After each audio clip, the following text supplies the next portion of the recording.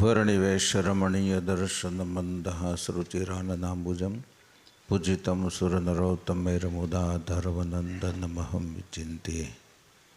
दिव्य सभा में प्रकट स्वरूपे विराजता अनंत कोटि ब्रह्मांडना आधार सर्वावतारी इष्टदेव भगवान श्रीहरि व्यासासन ने स्वभावता मंदिरना जीर्णोद्धारक आ महोत्सवना प्रणेता અને વક્તા એવા પૂજ્યપાદ સદગુરુ શ્રી નિત્ય સ્વરૂપદાસ સ્વામી, મારી બાજુમાં બેઠેલા મારા ગુરુબંધુ પૂજ્યપાદ સદગુરુ શ્રી લક્ષ્મીપ્રસાદ સ્વામી, કોસાડથી પધારેલા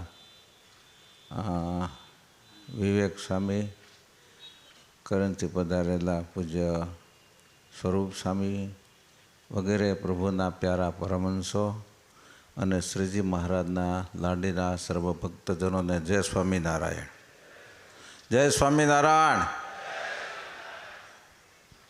જાગો તો સો વાંધો નથી, બધા મજામાં?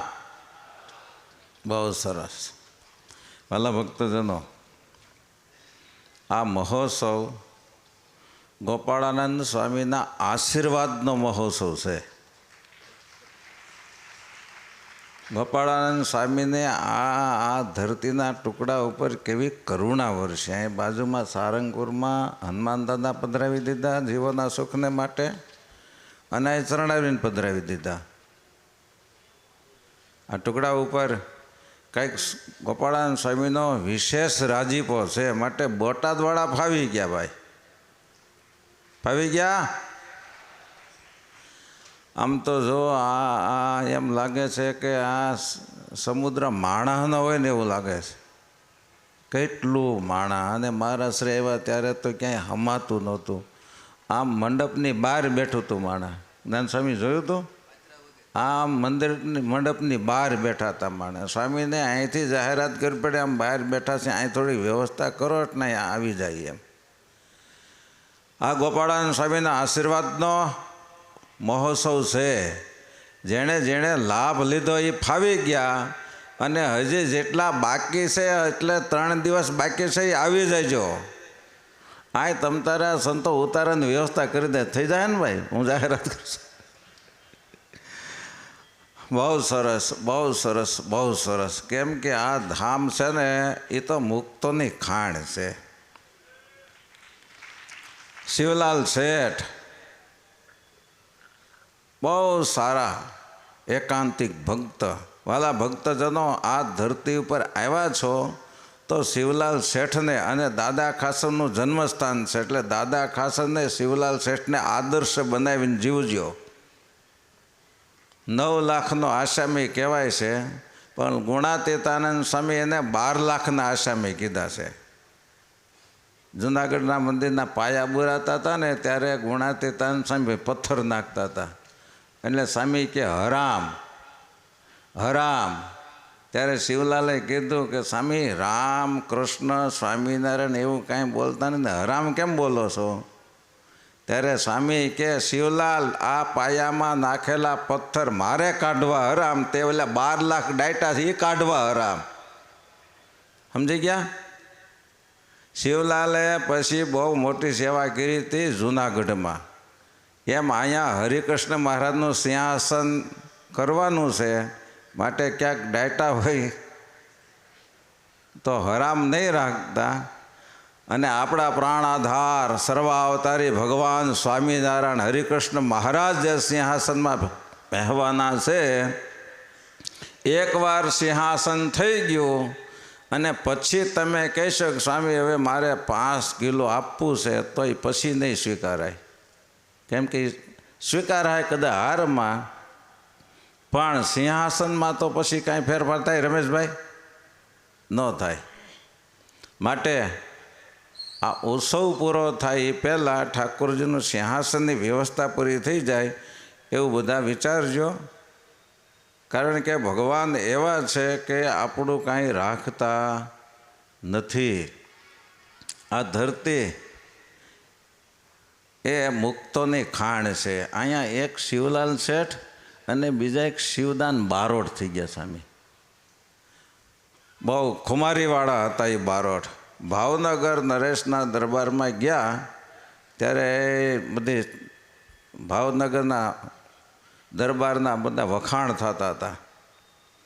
એમાં શિવદાન ગઢવી ગયા, શિવદાન બારોટ ગયા. એટલે ભાવનગરના રાજાએ કીધું, બોલો બોલો બારોટ, તમે શું લાવ્યા છો? એટલે મહારાજના કાવ્ય બોલ્યા. એ જરા એને ગમ્યું નહીં. પછી જ્યારે શિરપા વપાવા માંડ્યો ત્યારે શિવદાન બારોટને કે, તને તો સ્વામિનારાયણ શિરપા આપશે, તું તો સ્વામિનારાયણનો છે, એના ગુણ ગાશો. પછી શિવલાલ એક છંદ બોલ્યા, એની છેલ્લી એક કડી કહું છું. શિવદાન ગુણ ગાતા નહીં ગભરાતા, કોઈ રાય ઊંઝાતા મલકાતા. એટલું કહીને પછી ત્યાંથી નીકળી ગયા. કારિયાણી આવ્યા, ત્યાં મહારાજ બિરાજમાન હતા. અને રાતે પછી મહારાજે એને ઉતારા પાણી કરાવીને મહારાજ પોઢી ગયા. અને આખી રાત શિવદાને કીર્તનો બોલ્યા ને મહારાજ આખી રાત ઉઘાડે વાહે એને સાંભળ્યા. અને પછી સવારે મહારાજે પોતાનો અશ્વ મગાવ્યો સોનાના સાજ સાથે, પોતાનો પોશાક આપ્યો કે શિવદાન પહેરી લે આ. પછી અશ્વ ઉપર અસવાર કરી અને માથે મોટું મંડેલ બંધાવ્યું. અને પછી કે જા ભાવનગરના રાજાને બતાવી કે હવે શિરપાવમાં કાંઈ ખોટ છે. એ શિવદાન બારોટ આ બોટાદના હતા. આવા બહુ નક્કર અને એકદમ હિંમતવાળા ઉદાર ભક્તો આ બોટાદની ધરતી ઉપર થયા છે. વાલા ભક્તજનો, અહીંયા આમ જોઈએ ને તો હરિપ્રસાદ સ્વામીએ વ્યાખ્યાનમાં કરીને એ કે 15 બાય ખંડનું એક મંદિર હતું. પછી 10 ખંડનું મંદિર ગુણાતીતાન સ્વામીએ કર્યું. ગુણાતીતાન સ્વામી જુનાગઢ રહેતા હતા અને 10 ખંડની હવેલી અહીંયા કરી. નીતિ સ્વરૂપ સ્વામી સરદારીય છે. નાગરિક એ વડતાલના છે. અને અહીંયા આવું સરસ મજાનું આ સ્વામીએ કર્યું. કારણ કે ગુણાતીતાન સ્વામી પરંપરાના ને કંઈક તો ખુમારી હોય ને એની. વાલા ભક્તજનો, સ્વામીએ અને એના આ સંત મંડળે આ બોટાદ માટે જીવ રેડ્યો છે. તમે બધા એને હારે જીવ જોડીને રહેજો. કારણ કે ભગવાનને ભગવાનના સંતોની સાથે જીવ જોડવામાં આપણું આત્યંતિક કલ્યાણ છે. સંતોની મરજીમાં રહેવું. કારણ કે ઠાકોરજીની મરજી તો આપણે કાંઈ પારખી શકીએ એવા સહી નહીં, એની મરજી કાંઈ જાણી શકીએ એવા સહી નહીં. કેમ કે અત્યારે મહારાજ આપણને કાંઈ કહે એમ નથી. પરંતુ ભગવાનના પામેલા, ભગવાનને રાખેલા એકાંતિક સાધુ આ ધરતી ઉપર છે. એની મરજી રાખી એટલે મહારાજની મરજી રહી જાય છે. માટે આ પવિત્ર સંત મંડળ છે, એની મરજીમાં રહી અને પોતાના આત્યંતિક કલ્યાણનું સાધન સિદ્ધ કરજો. આવું સરસ મજાના મહોત્સવ ગોપાળાન સ્વામીના આશીર્વાદનો મહોત્સવ છે. 175 વર્ષ પહેલાં ગોપાળાન સ્વામી આશીર્વાદ દઈને ચરણાવીને પધરાવી દીધા, એનો આ મહોત્સવ.